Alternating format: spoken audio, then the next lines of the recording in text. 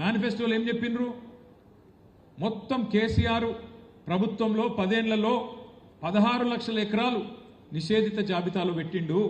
మేము రాగానే 100 రోజుల లోపలనే అవన్నీ కూడా వాపస్ ఇచ్చేస్తాం, తీసేస్తాం అని చెప్పింది.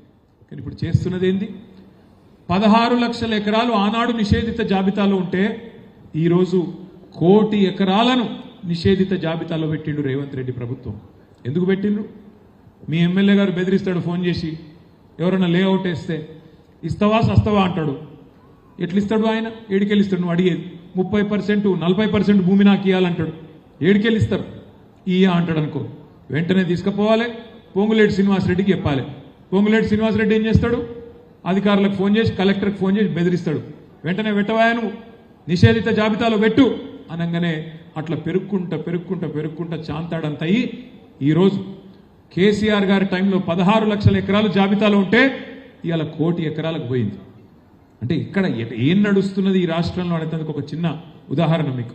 అట్లాగే ఎంత అరాచకం అంటే ఇవాళ మన నాయకులు, మన కౌన్సిలర్లు ఇబ్రాహీంపట్నంలో మీరందరూ కష్టపడితే, ఇబ్రాహీంపట్నంలో మీరందరూ గట్టిగా పోరాటం చేస్తే మరి 24 సీట్లకు గాను 13 కౌన్సిలర్ సీట్లు మనకు రైట్ రాయల్గా ప్రజలు మనకు అప్పచెప్పింది. ఒకరు ఇండిపెండెంట్ మనకు తోడైంది. ఇక అసలు ఎలక్షన్ ఎక్కడికి వెళ్ళి ఉంటుంది? రైట్ రాయల్గా ప్రజాస్వామ్యంలో మెజారిటీ ఎవరికి వస్తే వాళ్ళు గెలవాలి కదా. కానీ ఏం చేసిండు? ఒక అమ్మాయి 3 సార్లు కౌన్సిలర్, 3వసారి గెలిచింది, శ్వేత. ఆ శ్వేత గారికి బీసీ సర్టిఫికేట్ లేదని చెప్పి కొత్త కేసు. ఇక మన సుదర్శన్ రెడ్డి గారు, మన మున్సిపల్ చైర్మన్, ఆయన ఎప్పుడో 20 ఏళ్ల కిందట ఆనాడు కాంగ్రెస్ ప్రభుత్వంలో భూమి కొనుక్కుంటే వాళ్ళ ఊర్లే ఇలా భూమి భూదాన్ భూమి అని చెప్పి ఆయన మీద కేసు. అట్లాగే ఒక తమ్ముడు ఇండిపెండెంట్ కౌన్సిలర్, ఆ తమ్ముడు వాళ్ళ మదర్ని తీసుకుపోయి హాస్పిటల్లో పెట్టి ఆమె హాస్పిటల్లో ఉన్నది, నువ్వు వెంటనే రా అని చెప్పి ఆ తమ్ముడి మీద ఒత్తిడి. రాములు గారు అబ్బాయి త్రిలోక్, మరి వారింట్లో అంత కష్టం వచ్చినా చివరికి అంత్యక్రియలకు అటెండ్ అయ్యి మళ్ళీ 24 గంటలు కూడా గడవక ముందే తిరిగి వచ్చి మొండితనంతో, జిద్దుతో గెలిచి తీరాలే ప్రజాస్వామ్యం అని చెప్పి మొండిగా పోరాటం చేసి మన 13 మంది కౌన్సిలర్లు ఇవాళ ఇక్కడ గెలిపించింది మన పార్టీని కాదు, గెలిపించింది ప్రజాస్వామ్యాన్ని, గెలిపించింది ప్రజల అభిమతాన్ని, బతికించింది ఖచ్చితంగా ఈ రాష్ట్రంలో రాజ్యాంగ హక్కులను అనే మాటని మీకు విజ్ఞప్తి చేస్తా ఉన్నా. ఇక్కడ ఇబ్రాహీంపట్నంలో గెలిచింది గులాబీ జెండా కాదు, ఇబ్రాహీంపట్నంలో గెలిచింది ప్రజాస్వామ్యం. దాన్ని నిలిపింది మా తమ్ముడు మంచిరెడ్డి ప్రశాంత్ రెడ్డి గారు, బంటి అనే మాట కూడా నేను విజ్ఞప్తి చేస్తా ఉన్నా. చిన్న విషయం కాదు. రేవంత్ రెడ్డి లాంటి దుర్మార్గులతో, రేవంత్ రెడ్డి లాంటి అరాచక శక్తులతో కొట్లాడాలంటే చాలా ధైర్యం ఉండాలి.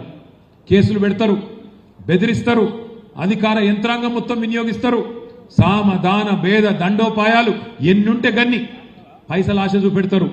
మీకు ఇది చేస్తామంటారు, అది చేస్తామంటారు. ఆఖరికి మంచిరెడ్డి, కిషన్ రెడ్డి లాంటి నాయకుడి మీద కూడా కిడ్నాప్ కేసులు పెట్టించింది. అయినా సరే ఇన్ని తట్టుకొని దాదాపు 2 నెలల పాటు ఈ ప్రభుత్వం చేస్తున్న అరాచకాన్ని తట్టుకొని నిలిచిన మా కౌన్సిలర్లందరికీ నేను శిరస్సు వంచి హృదయపూర్వకంగా నమస్కారం తెలియజేసుకుంటా ఉన్నాను. ధైర్యం కావాలి ఇట్లా కొట్టాడాలంటే. కానీ ఒకటి మాత్రం పక్కా, మన కష్టకాలం అయిపోయింది. 2.5 సంవత్సరాలు ఈ ప్రభుత్వం వచ్చిన తర్వాత మొదటి 2.5 సంవత్సరాలే కష్టకాలం అయిపోయింది. మీరు తొందరలోనే సుఖపడే టైం తప్పకుండా వస్తుంది. ఇప్పుడు ఎవడెవడైతే నకరాలు చేస్తున్నాడో, మీ ఏసీపీ, డీసీపీ, కలెక్టరు, ఇంకెవడో ఎవడెవడైతే నకరాలు చేస్తున్నాడో, నేను ఇప్పుడే తమ్ముడు బంటికి చెప్తా ఉన్నా, మల్లేశన్ అన్నది కరెక్ట్. మనం అధికారంలోకి వచ్చినాక వెంటనే ఈ కసి ఉండదు. ఏమవుతుంది? అధికారంలోకి రాగానే రంగారెడ్డి జిల్లాలో అరాచకం చేసినోడు నల్గొండకు పోతాడు అధికారి, నల్గొండలో అరాచకం చేసినోడు ఇక్కడికి వస్తాడు, నేను మీ ఓనే సార్, అట్లా సార్, ఇట్లా సార్ అని మళ్ళీ మనోళ్ళ చుట్టే తిరుగుతారు, నాకు తెలుసు. కానీ మీరు చెప్పింది కరెక్ట్. మన కిషన్ రెడ్డి గారు, మల్లేష్ అన్న ఇద్దరు చెప్పింది కరెక్టే. ఈ కసి ఆ రోజు ఉండాలి అంటే ఇప్పటి నుంచే మనం ఖచ్చితంగా వాళ్ళు ఎవరు, ఎక్కడ ఉన్నారు ఇవన్నీ రాసి పెట్టుకోవాలి. పెట్టుకొని ఒక్కరిని కూడా వదలకుండా వారికి జవాబు చెప్పే బాధ్యత నాది అనే మాట నేను విజ్ఞప్తి చేసుకుంటా ఉన్నా. కేసీఆర్ సార్ అంటే పెద్ద మనిషి, మంచోడు. ఆయన పెద్ద మనిషి, మంచోడు, జీవితం అంతా చూసిండు. కానీ నేను ఇట్లాంటి దుర్మార్గ పాలన జీవితంలో చూడలేదు. నేను కూడా చాలా మందిని చూసినాం ప్రభుత్వాలను. చంద్రబాబు నాయుడు గారిని చూసినాం, రాజశేఖర రెడ్డి గారిని చూసినాం, రోషయ్య గారిని చూసినాం, కిరణ్ కుమార్ రెడ్డి గారిని కూడా చూసినాం. ఆ తర్వాత మన నాయకుడు కేసీఆర్ గారి పరిపాలన చూసినాం.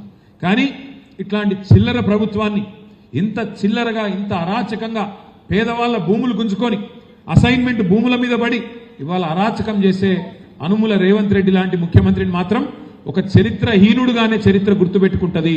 తెలంగాణ సమాజం చీత్కరించే రోజులు తప్పకుండా వస్తాయనే మాట నేను మీకు విజ్ఞప్తి చేస్తా ఉన్నా.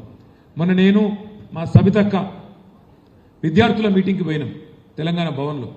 పోతే ఒక విద్యార్థి సోదరుడు మాట్లాడుతూ అన్నాడు, అన్నా చాలామంది నాయకులు వస్తారు పోతారు, నిన్నటిదాకా ముఖ్యమంత్రిగా పనిచేసిన ఒక నాయకుడు ఆంధ్రప్రదేశ్లో ఇవాళ ఆయన కేబీఆర్ పార్క్లో నడుస్తుంటే ఆయనను పలకరించినోడు కూడా లేడు అని చెప్పి చెప్తా ఉంటే సబితక్క చెప్పింది, ఆయననే ఎవడన్నా పలకరిస్తాడో ఏమో కానీ రేవంత్ రెడ్డి పదవి కాలంకి దిగిపోయిన తర్వాత మాత్రం కూర్చున్న కుక్క కూడా లేదు, ఆయనకి మాత్రం ఎవడు సల్యూట్ కొట్టేటోడు మాత్రం ఎవడు ఉండడు.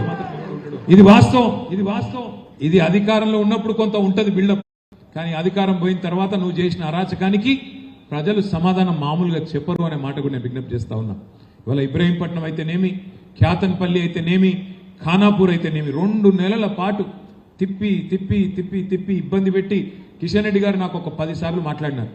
సార్ మీరు ఎలక్షన్ కమిషనర్కు మాట్లాడండి, ముఖ్యమంత్రి కార్యాలయంలో ఉన్న అధికారులకు మాట్లాడండి, కోర్టు తీర్పునన్నా గౌరవించమనండి, కోర్టు ఎలక్షన్ పెట్టమని చెప్పింది, మనం అడుగుతున్నది ఎలక్షన్ పెట్టమనే కదా, ఏం అడుగుతున్నాం అంటే కూడా వాళ్ళు ఉల్కరు పల్కరు. ఆఖరి కోర్టులు అంటే కూడా వీళ్ళకి గౌరవం లేకుండా పోయింది. అందుకే నేను మీతో ప్రార్థించేది, తప్పకుండా తొందరలోనే పెద్దలు కేసీఆర్ గారి దగ్గరికి మన చైర్మన్ గారిని కౌన్సిలర్లందరినీ వెంటనే తీసుకొని పోతా, ఆ తర్వాత మళ్ళీ మిమ్మల్ని అందరినీ కూడా తప్పకుండా తీసుకొని పోతా అని చెప్పి కూడా మీకు మాట ఇస్తూ, మళ్ళొక్కసారి ఇంత ఆలస్యమైన ఇంత ఓపికగా కిషన్ రెడ్డి గారి ఎవరు లేవద్దు, కిషన్ రెడ్డి గారి బర్త్డే కూడా ఉన్నది, వారి జన్మదినం సందర్భంగా కేక్ కూడా కట్ చేయాలని చెప్పి కిషన్ రెడ్డి అన్నని కూడా విజ్ఞప్తి చేస్తూ మళ్ళొక్కసారి మీ అందరికీ కూడా పేరు పేరున హృదయపూర్వకంగా శుభాకాంక్షలు. జై తెలంగాణ, జై తెలంగాణ. దయచేసి ఇక్కడ ఆగండి. మన నాయకుడు కేక్ కట్ చేసిన తర్వాత సర్పంచ్లకు కౌన్సిలర్లకు సన్మాన కార్యక్రమం ఉంది. అది అయిన తర్వాత అందరినీ కూడా అన్న కలిసి ఫోటోలు దిగుతా అని చెప్పిండు. దయచేసి అంత లోపల అందరు కూడా లంచ్ చేసుకొని వస్తే వారికి అందరూ కూడా ఫోటోలు దిగే అవకాశం ఉంటుందని చెప్పి ఈ సందర్భంగా తెలియజేస్తాం.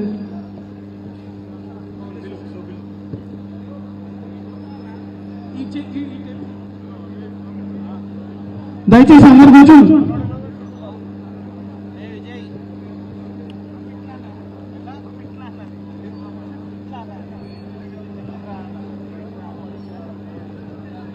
అందరూ వస్తారు, జర ఆగురే, కూర్చోండి. స్టేజ్ మీద ఉన్న వాళ్ళైనా కూర్చోండి, జర స్టేజ్ మీద ఉన్న వాళ్ళు వెనకాల ఆగండి అబ్బా.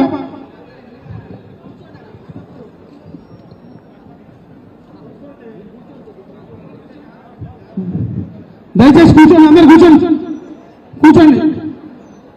దయచేసి వాళ్ళు అంత కష్టపడి గెలిచి వచ్చి వాళ్ళని గౌరవించుకోవాలి. మీరు ఇట్లా మీద మీద పడితే ఇబ్బంది పడతాం. అందరు కూడా జరగండి ప్లీజ్. ఆగండి, నువ్వు ఎట్లా వస్తావు కదా ఇక్కడికి.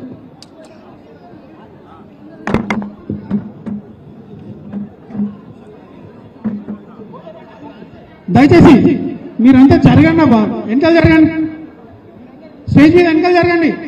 లింగం అందరు వెనకాల జరుపు, ఇంకా జరగండి. సీను